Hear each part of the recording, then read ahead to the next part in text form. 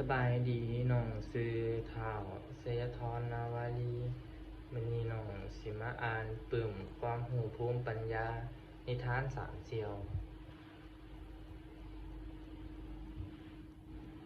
นิทานสามเสียวแต่กี้แต่ก่อนในป่าดงแห่งหนึ่ง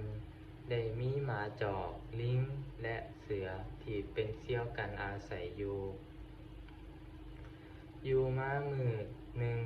ได้มีแม่หญิงที่ถือผ้าได้6 เดือนเดินทางเข้ามาเฮ็ดไร่อยู่ในดงแห่งนี้เมื่อท้าวลิงเห็นก็คิดอยากกินเด็กในท้องของนางแต่ก็ได้แต่คิดเพราะเฮ็ดหยังบ่ได้เมื่อฮอดยามแลงนางก็กลับบ้านส่วนสามเสี่ยวก็พากันนอนอยู่กองหิมไม้พอตื่นเช้ามาหมาจอกจึงเว้านำลิงและเสือว่ามื้อคืนนี้เราฝันว่าได้กินลูกในท้องนางคนนั้นใดเสือก็ตอบว่าเราก็ฝันคือกันและลิงจึงได้ร้องขึ้นว่า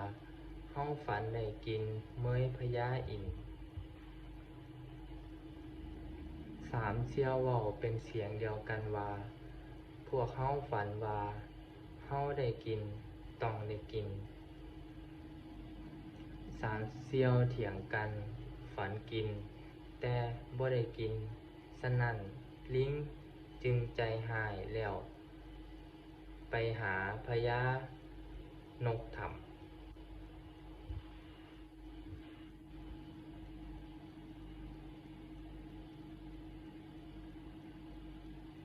นกเฒ่าได้แนะนำว่า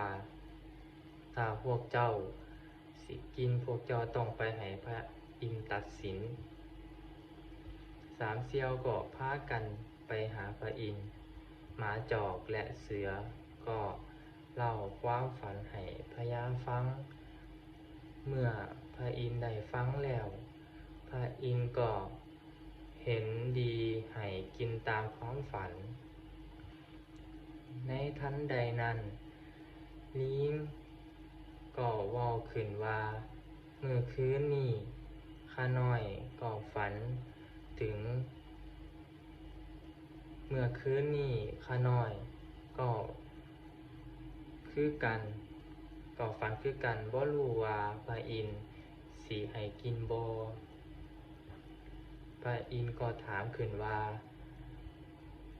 ซั้นเจ้าฝันว่าได้กินหยังข้าน้อยฝันว่าได้กินเมยพญาอินทร์เมื่อได้ยินแนวนั้นพระอินทร์ก็เกิดคิดใจร้ายและ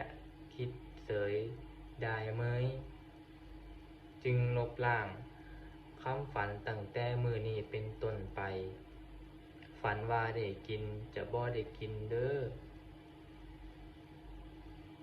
จากนั้นมาถึงปัจจุบันแม่นผู้ใดฝันกินแนวใดแม่นจะบ่ได้กินหยังเลยคือดังสุภาษิตที่ว่าความฝันนี่บ่เป็นตาพระเสือฝันว่าได้นุ่งเสื้อบ่มีได้นุ่ง